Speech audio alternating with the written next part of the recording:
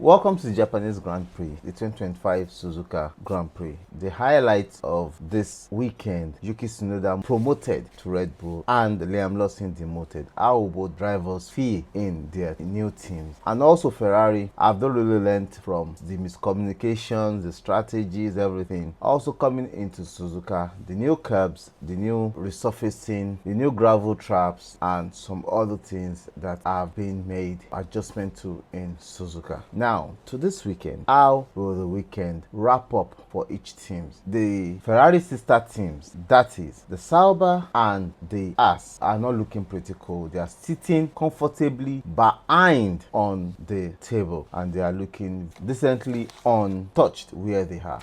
From 17th to 20, that is not a good posture for those two teams. The McLaren came up with the Flow Vs, still doing some tests. That is, it's looking like McLaren don't want to give up this season. They just want to keep learning and keep moving forward so that they can be ahead of the whole process or the whole season. It seems they are doing a pretty decent job, which makes them look. Mercedes of George Russell looks pretty feisty, and he came up for the first 40-something minutes. He was topping the time chart, doing a pretty decent job. I think for Antonelli, his exams that he does not know how to sit in for are really telling on him because he's not really sitting so pretty close to his teammate. But we found out that Yuki Tsunoda, after taking his time bedding into the team, he came close to his teammate in times, about few tenths away from his teammate. Is that what Red Bull is really looking for? Christina said after the whole FP1 session that they are not looking for number one to number one driver. They are only looking for a driver to support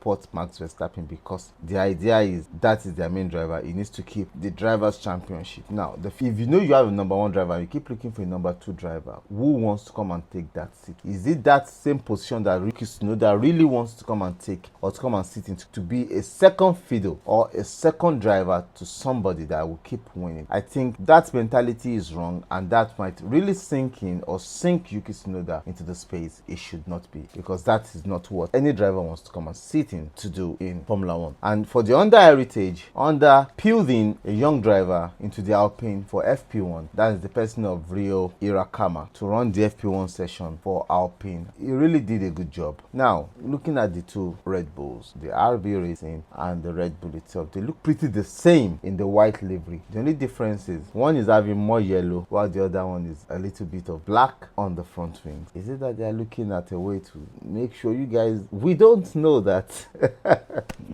they really changed car, but the two car looks pretty decent. I think the Asi's Japanese heritage car looks very interesting. The car itself is not interesting on the track. So from the FP1, we can see that some teams are still learning, some are still bringing their new learnings in. Like the Williams, they are looking like the 5th best team and they are really pushing enough effort. But Aston Martin came today with Alonso and they look pretty feisty. Alonso churning in some good times, but the two Ferraris are close to the top. Lando Norris topped the timesheet in 1 minute 28, with George Russell coming in right behind him and Charles Leclerc chasing the pack. Max Verstappen finished in 5th and his teammate Yuki Tsunoda in 6th, but they were closely knitted, about 5 or 6 tenths far off Lando Norris. But the FP2 will really give us where the dynamics will go into. With the Sunday looking like there will be rain in the race, is going to bring possibly another Australia in a different sense, because they might need to compromise or make some setup changes. But that we would know after FP2. It's going to be very interesting.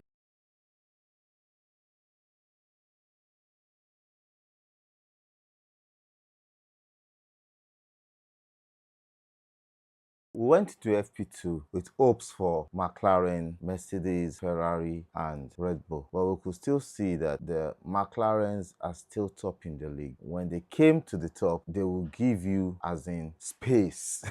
The space will be there to tell you that they're out of your league. They are really up there to tell, we are just out there, you know. That is how they create space. They will tell you, we are not close to you. And in the FP2, they showed everybody that. But we had a lot of mishaps in FP2. 4 red flags. The bush was burning as in the days of Moses. We had that also. And we had Jack Doohan opening his DRS and the tailwind just took him off the road. We also have Fernando Alonso's off the road with tailwind. It was so funny when when all these things are happening. The bush burning happened last year in China, in Shanghai, and it shows how these cars generate a lot of downforce, and the sparks that comes from this car, it's not forgiving at all. This season is going to show you how drivers work, how these guys put a lot of energy into what they do. We could not see anything specific from the Red Bull at the end of the day, with Max Verstappen coming in 6/10 away from the time. It shows they still have a lot to do, though they are working hard.